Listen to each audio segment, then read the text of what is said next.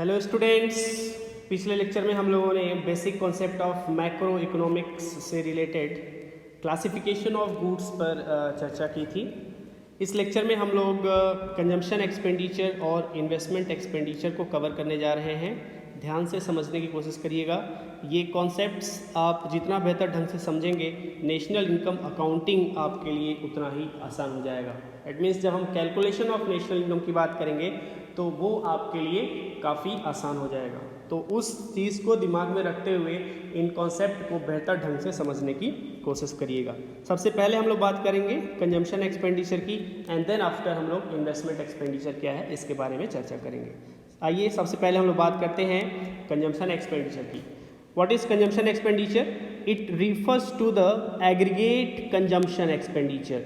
अब यहाँ पे वर्ड आ रहा है एग्रीगेट। एग्रीगेट का मतलब क्या होता है कि पूरे इकोनॉमी के जितने भी कंज्यूमर्स हैं वो सभी कंज्यूमर्स मिल करके गुड्स और सर्विस का क्या डिमांड करने वाले हैं, गुड्स और सर्विस पर क्या खर्च करने वाले हैं, वही क्या है, एग्रीगेट कंजम्पशन एक्सपेंडिचर है। इसको हम कैपिटल सी से डिनोट करते हैं।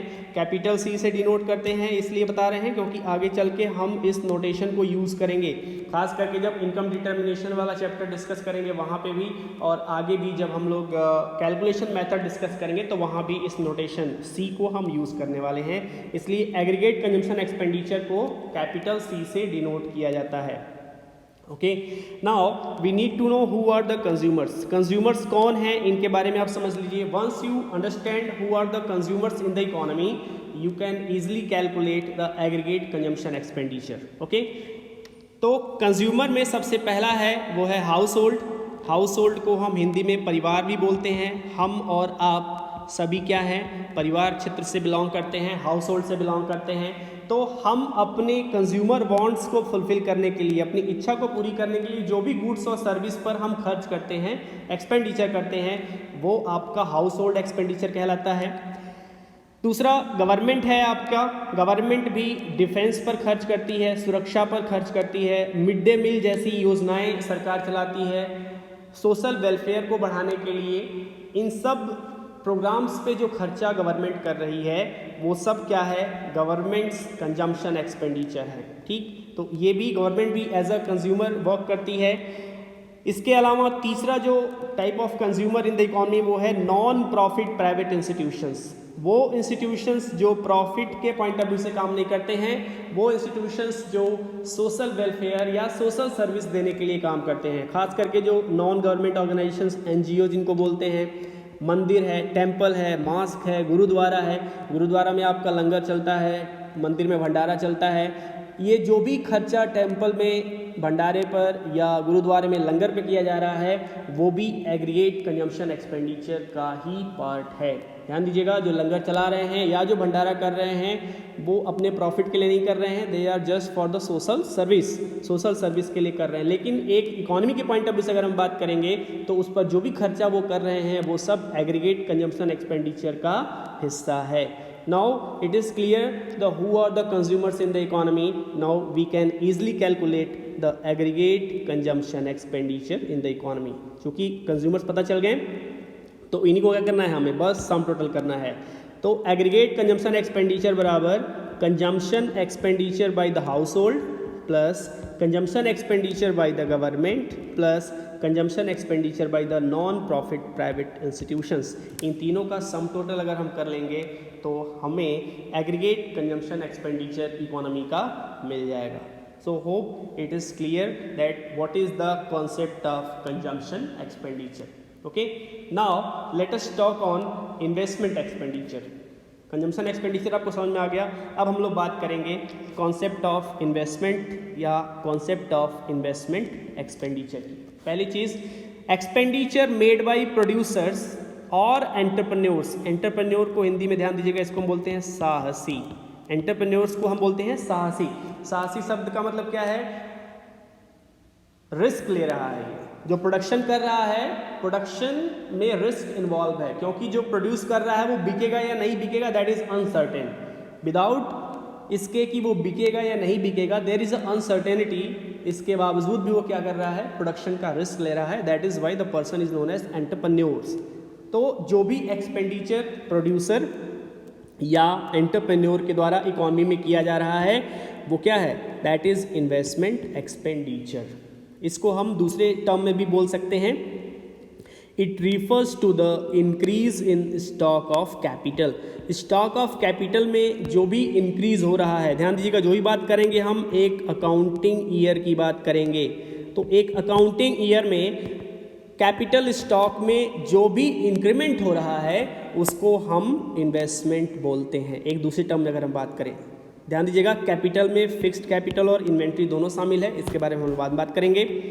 ओके, तो इंक्रीज इन कैपिटल को, कैपिटल आपका लिखते सी से हैं, लेकिन इसका जो नोटेशन यूज़ करते हैं दैट इज़ कैपिटल के से दिखाएंगे। और चूंकि इसमें इंक्रीज की बात कर रहे हैं तो वो क्या हो जाएगा? डेल्टा के। अब यही डेल्टा के क्या है, उसी को हम बोल रहे हैं दैट इज इन्वेस्टमेंट। इन्वेस्टमेंट को किससे शो करेंगे? आई से, कैपिटल आई से शो करते हैं इन्वेस्टमेंट को। कंजम्पशन एक्सपेंडिचर को सी से शो किया था, इन्वेस्टमेंट एक्सपेंडिचर को कैपिटल आई से। तो कैपिटल आई बराबर क्या हो जाएगा? डेल्टा के। डेल्टा के क्यों? क्योंकि चेंज इन कैपिटल स्टॉक की बात कर रहे हैं, इंक्रीज इन कैपिटल स्टॉक की बात कर रहे हैं। और इंक्रीज इन कैपिटल की बात कर रहे हैं, इसको एक और वर्ड यूज़ करते हैं, capital formation. Capital formation word बहुत इंपॉर्टेंट है, क्योंकि जब हम लोग कैलकुलेशन ऑफ नेशनल इनकम की बात करेंगे तो वहाँ पे ज़्यादातर जो वर्ड यूज़ करेंगे for investment that will be capital formation. तो कैपिटल फॉर्मेशन को हम इन्वेस्टमेंट बोलते हैं, don't be confuse in that. Okay, तो hope the concept of investment is clear to you. Very simple, जो भी प्रोड्यूसर या एंटरप्रेन्योर क्लास खर्च कर रहा है वो इन्वेस्टमेंट है, या इसको हम इंक्रीज इन कैपिटल स्टॉक भी बोलेंगे, या इसको हम कैपिटल फॉर्मेशन भी कहते हैं। Very simple, it has two components. Investment के दो कंपोनेंट्स हैं, एक है आपका फिक्स्ड इन्वेस्टमेंट्स और एक है आपका इन्वेंट्री इन्वेस्टमेंट्स। आगे हम लोग बात करेंगे कि फिक्स्ड इन्वेस्टमेंट्स क्या है, उसके सिग्निफिकेंस क्या है, इन्वेंट्री इन्वेस्टमेंट क्या है, उसका क्या सिग्निफिकेंस है, डिटेल में डिस्कस करने जा रहे हैं। तो आइए सबसे पहले बात करते हैं फिक्स्ड इन्वेस्टमेंट्स की। फिक्स्ड इन्वेस्टमेंट क्या है? ध्यान दीजिएगा, आगे लिखा हुआ है फिक्स्ड। फिक्स्ड का मतलब क्या हो गया? Non movable. ठीक है, ये नॉन मूवेबल आपका है फिक्स्ड इन्वेस्टमेंट। तो ड्यूरिंग द प्रोडक्शन प्रोसेस ये नॉन मूवेबल होता है। That means expenditure on plant and machinery is known as fixed investment, क्योंकि प्लांट एंड मशीनरी जो आपकी लगी है वो नॉन मूवेबल है। Okay, it refers the stock of fixed assets. Fixed assets का जो स्टॉक है एक पॉइंट ऑफ टाइम पे, वही क्या है? फिक्स्ड इन्वेस्टमेंट्स कहलाएगा ड्यूरिंग एन अकाउंटिंग ईयर। तो जैसे हम इन्वेस्टमेंट को क्या बोल रहे थे अभी थोड़ी देर पहले, कैपिटल फॉर्मेशन, उसी तरह से हम फिक्स्ड इन्वेस्टमेंट को क्या बोलते हैं? Fixed capital formation. ये बात अच्छे से समझ लीजिएगा, capital formation is called investment, fixed capital formation is called fixed investment. Hope it is clear to you. ठीक है, it implies increase in the stock of capital in terms of fixed assets which repeatedly use in the process of production for several year। ये जो fixed investment है production process में again and again इस्तेमाल होता है, काफ़ी लंबे सालों तक इसका इस्तेमाल होता है। जो भी आपने बिल्डिंग लगाई है, being a producer, machine install की है, आपने रॉ मटेरियल यूज़ किया, प्रोडक्शन किया, फिर रॉ मटेरियल यूज़ किया, प्रोडक्शन किया, तो रॉ मटेरियल आप यूज़ करते रहते हैं, लेकिन जो प्लांट एंड मशीनरी है वो आपका लंबे समय तक प्रोडक्शन प्रोसेस में यूं ही बना रहता है। अब क्या सिग्निफिकेंस है फिक्स्ड इन्वेस्टमेंट का, इसको आप समझ लीजिए। तो जैसे ही आपका फिक्स्ड इन्वेस्टमेंट बढ़ता है, मतलब आपका जो फिक्स्ड इन्वेस्टमेंट इंक्रीज़ हो रहा है, जो फिक्स्ड इन्वेस्टमेंट आपका इंक्रीज़ हो रहा है, उसकी वजह से आपका क्या चेंजेस आएंगे इकोनॉमी में, इस पर थोड़ा सा बात कर लीजिए। जैसे मान लीजिए आपका एक प्लांट है, उस प्लांट में आपने 3 मशीन यूज़ किया है और अप्रॉक्स 3 मशीन से 300 ऑफ एक्स ऑफ प्रोड्यूस कर रहे हैं। कोई एक्स कमोडिटी है जिसका प्रोडक्शन आप कर रहे हैं, आपने क्या किया, एक और मशीन इंस्टॉल कर ली, टोटल मशीन आपके प्लांट में कितने हो गए? 4। अब आपका अप्रॉक्स प्रोडक्शन कितना हो गया? 400 ऑफ एक्स। तो जैसे ही हम फिक्स इन्वेस्टमेंट करते हैं क्या चेंजेस आएंगे? आपका प्रोडक्शन कैपेसिटी क्या होगी? इंक्रीज कर जाएगी। आपका प्रोडक्शन कैपेसिटी 300 से बढ़ के क्या हो गई? 400। तो ये सबसे बड़ा सिग्निफिकेंस है फिक्स्ड इन्वेस्टमेंट का कि it raise the production capacity of the producer as well as for the economy as a whole. क्योंकि प्रोड्यूसर का तो प्रोडक्शन कैपेसिटी बढ़ रहा है 300 से 400, इकोनॉमी के पॉइंट ऑफ व्यू से अगर हम बात करेंगे तो भी क्या होगा, बढ़ जाएगा। तो जैसे ही ये बढ़ेगा लेवल ऑफ आउटपुट क्या होगा, इंक्रीज करेगा। लेवल ऑफ आउटपुट बढ़ेगा तो साइज ऑफ जो जीडीपी है वो भी क्या हो जाएगी, बढ़ जाएगी। साइज ऑफ जीडीपी आपकी पहले से बढ़ के इनलार्ज हो जाएगी, और साइज ऑफ जीडीपी अगर बढ़ती है तो आप जानते हैं कि जो इकोनॉमिक ग्रोथ है इकोनॉमी का वो क्या होगा, दैट विल बी इंक्रीज। तो economic growth is directly proportional to fixed investment, fixed investment के डायरेक्टली प्रोपोर्शनल है, ध्यान दीजिएगा, क्या, इकोनॉमिक ग्रोथ। तो इसीलिए सरकारें प्रोड्यूसर्स को कुछ बेनिफिट देती हैं ताकि वो नई प्लांट एंड मशीनरी इन्वेस्ट करें, ज़्यादा से ज़्यादा फिक्स्ड इन्वेस्टमेंट करें। ओके, तो फिक्स्ड इन्वेस्टमेंट क्या है, इसका कॉन्सेप्ट आपको क्लियर हो गया होगा। Now the inventory investment, what is inventory investment, इसकी बात कर लें, ठीक है, और इसका सिग्निफिकेंस क्या है इसकी बात हम कर लें, ठीक। तो एक पॉइंट ऑफ टाइम पे प्रोड्यूसर के पास 3 तरह का स्टॉक होता है। नीचे से शुरू कर रहे हैं, उसके पास रॉ मटेरियल का स्टॉक होता है, उसके पास सेमी फिनिश गुड्स का स्टॉक होता है, और उसके पास फिनिश गुड्स का स्टॉक होता है, ठीक। इसके बारे में डिटेल में बात करेंगे। थोड़ा सा पहले हम सप्लाई चेन मैनेजमेंट क्या है इसको समझ लें। सप्लाई चेन मैनेजमेंट क्या है, that is the unending process. ये आपका अनएंडिंग प्रोसेस है, एक सर्कल है जो कि हमेशा इकोनॉमी में चलती रहती है। कैसे, तो जो फार्मर्स हैं वो रॉ मटेरियल प्रोड्यूस करते हैं, ये रॉ मटेरियल प्रोड्यूस करके सप्लायर को देते हैं, सप्लायर से मैन्युफैक्चरर रॉ मटेरियल को परचेस करता है, मैन्युफैक्चरर अपनी फैक्ट्री में उन रॉ मटेरियल को यूज़ करके प्रोडक्शन करता है, प्रोडक्शन करने के बाद वो एक डिस्ट्रीब्यूटर को देगा, डिस्ट्रीब्यूटर से वो रिटेलर के पास पहुंचेगा, और रिटेलर से फिर वो क्या होगा, कंज्यूमर के पास पहुंचेगा, और इस तरह से ये जो चेन है वो चलता रहता है। इस पूरे चेन की बात अगर हम ना करें, केवल हम किसकी बात करें, ये जो आपकी मैन्युफैक्चरिंग यूनिट है, केवल अगर हम उसकी बात करें तो मैन्युफैक्चरिंग यूनिट में नॉर्मली 3 विंग्स होते हैं। एक फैक्ट्री में 3 विंग्स होते हैं, एक विंग जो रॉ मटेरियल को मैनेज करता है, एक विंग जो सेमी फिनिश गुड्स को मैनेज करता है, एक विंग जो फिनिश गुड्स को मैनेज करता है। आप जानते हैं कंज्यूमर्स क्या करता है, कॉन्टिन्यूस डिमांड करता रहता है, तो जैसे जैसे कंज्यूमर कॉन्टिन्यूस डिमांड करेगा फिनिश गुड्स का स्टॉक क्या होगा, कम होता जाएगा, और जैसे ही फिनिश गुड्स का स्टॉक कम होगा, फिनिश गुड्स को मैनेज करने वाले जो लोग हैं वो क्या करेंगे, ऑर्डर करेंगे प्रोडक्शन यूनिट को कि आप प्रोड्यूस करिए। प्रोडक्शन यूनिट क्या करेगा, प्रोडक्शन स्टार्ट करने के लिए रॉ मटेरियल वाले लोगों को ऑर्डर करेगा कि रॉ मटेरियल लेकर के आइए, तो रॉ मटेरियल यहाँ से जाएगा प्रोडक्शन यूनिट में, वो प्रोसेस होगा, प्रोसेस होने के बाद वो फिनिश गुड्स के फॉर्म में कन्वर्ट होगा, और फिर यहाँ से क्या होगा, कंज्यूमर के पास जाएगा। और इस तरह से ये जो सप्लाई चेन है वो आपकी हमेशा चलती रहती है। यहाँ पे जो प्रोडक्शन यूनिट की सिर्फ बात हम कर रहे हैं, जो फर्म की बात कर रहे हैं, तो वहाँ पे आप देखिए एक पॉइंट ऑफ टाइम पे 3 स्टॉक्स उनके पास होते हैं, एक आपका रॉ मटेरियल का स्टॉक, एक सेमी फिनिश गुड्स का स्टॉक, और एक आपका फिनिश गुड्स का स्टॉक उनके पास होता है। उसी की बात हम यहाँ पे कर रहे हैं। तो at a point of time a producer hold stock of finish goods, semi finish goods and raw material. इन तीनों का जो सम टोटल है, sum total of all 3 are called inventory stock, ठीक। इनका जो भी सम टोटल हम करेंगे, फिनिश गुड्स का, सेमी फिनिश गुड्स का और रॉ मटेरियल का, जो भी आपका प्लस निकल करके आएगा वही क्या है, इन्वेंट्री स्टॉक कहलाएगा। और इस इन्वेंट्री स्टॉक में एक अकाउंटिंग ईयर में जो भी चेंज आपका होता है, ठीक है, एक अकाउंटिंग ईयर में रॉ मटेरियल में कितना चेंज हुआ, सेमी फिनिश गुड्स कितना चेंज हुआ, फिनिश गुड्स कितना चेंज हुआ, उसको हम बोलते हैं इन्वेंट्री इन्वेस्टमेंट्स। कैसे चेंज होता है, आप जानते हैं production is the continuous process, consumption is the continuous process. Consumer demand करते हैं, प्रोड्यूसर प्रोड्यूस करता है, तो उसके पास रॉ मटेरियल का जो स्टॉक है वो हमेशा क्या होता है, चेंज होता रहता है। सेमी फिनिश गुड्स का स्टॉक हमेशा चेंज होता रहता है, जो आपका फिनिश गुड्स का स्टॉक है वो भी हमेशा चेंज होता रहता है। तो जो चेंज हो रहा है वही क्या है, इन्वेंट्री इन्वेस्टमेंट्स है, ठीक। अब ये इंपॉर्टेंट क्यों है, what is the significance of inventory investment. Inventory investment तो आप समझ गए होंगे, तीनों का जो सम टोटल है वही इन्वेंट्री इन्वेस्टमेंट है। अब इनका महत्व क्या है, इनका सिग्निफिकेंस क्या है, वो आप थोड़ा समझ लीजिए। It is very very easy.